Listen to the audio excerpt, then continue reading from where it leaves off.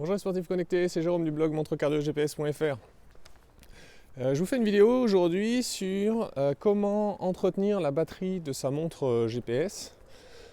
Alors c'est pas comment optimiser l'autonomie, hein, ça j'ai déjà fait une vidéo là-dessus, je vous mettrai le lien si vous voulez aller voir quels sont les paramètres qui influent sur l'autonomie de votre montre. Parce que vous allez faire une course. Là aujourd'hui on va parler plus de comment entretenir sa batterie pour éviter qu'elle perde de la capacité avec le temps. Parce que y a quelques bonnes pratiques à avoir pour éviter que votre montre dans 3-4 ans ait perdu de sa capacité. Donc vous allez voir qu'il y a quelques idées reçues, donc je vais les prendre une par une, j'en ai identifié 4.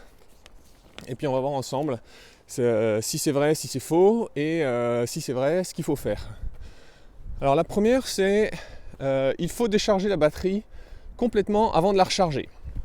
Ça c'est complètement faux. En fait c'est un héritage du passé où avant les batteries au nickel avaient un effet mémoire. Et donc effectivement si vous la rechargiez pas jusqu'à 100%, et en fait la batterie petit à petit elle ne chargeait plus jusqu'à son niveau maximum. Alors ça, pour la petite histoire, ça a été découvert par la NASA, où en fait ils se sont rendus compte que les satellites, lorsqu'ils tournent autour de la Terre, ils sont éclairés une partie du temps, donc ils se rechargent, et ensuite ils sont à l'ombre de la Terre, et ils se déchargent. Et alors je vais prendre des chiffres qui ne sont pas les vrais chiffres, mais c'est pour vous illustrer.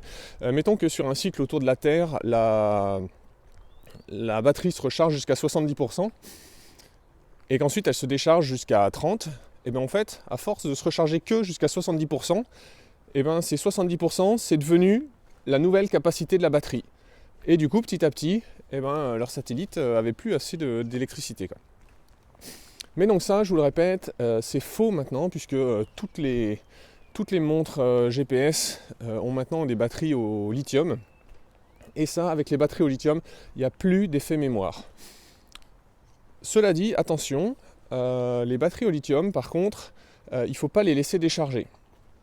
Donc, parce que là, il y a un risque de détérioration de la batterie, donc il faut éviter de les faire descendre en dessous de 10%.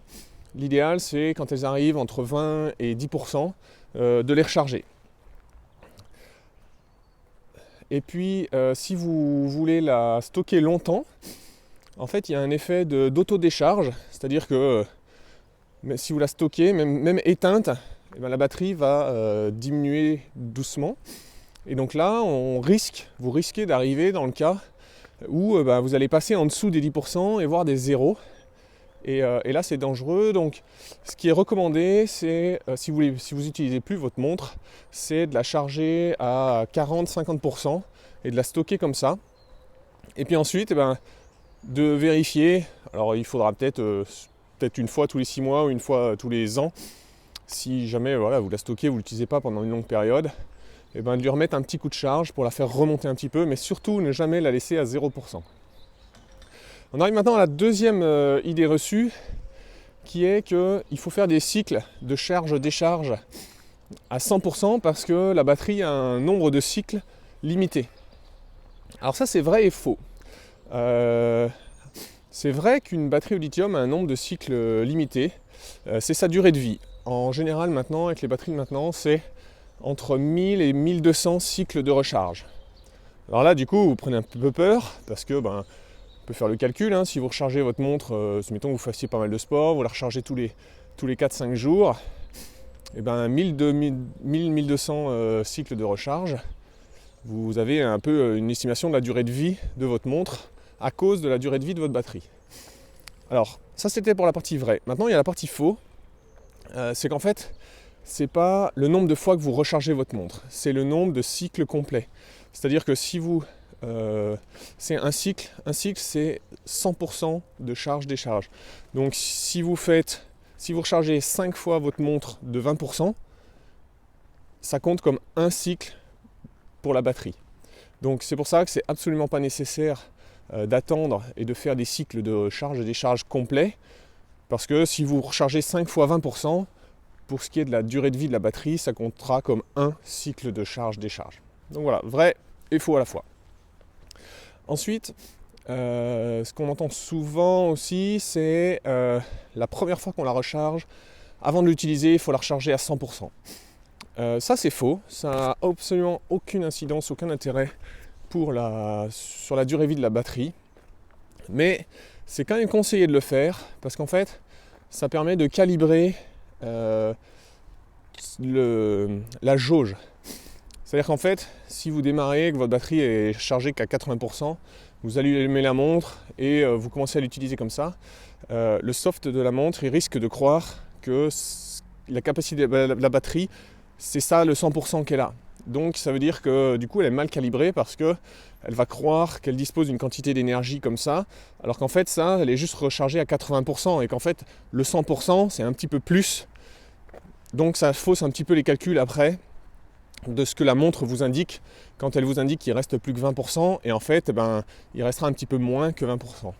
Donc c'est pour ça la première fois, avant la première utilisation, qu'on conseille de recharger à 100%.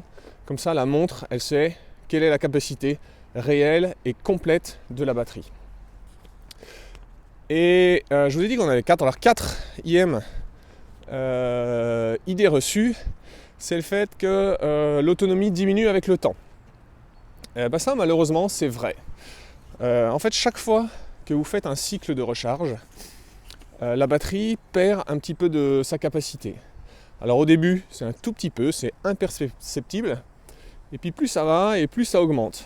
Et du coup c'est pour ça qu'en fait que les montres GPS qui commencent à être un peu vieilles, je dirais à partir de 4-5 ans, bon, bien sûr ça dépend de l'intensité de votre utilisation, hein, mais c'est pour ça que elles ont, du coup au départ elles ont une autonomie mettons de 12 heures, et puis une montre de 4 ans elle aura une autonomie plus que de 8 heures, et à 5 ans vous allez râler parce qu'elle a plus qu'une autonomie de 5 heures, quoi.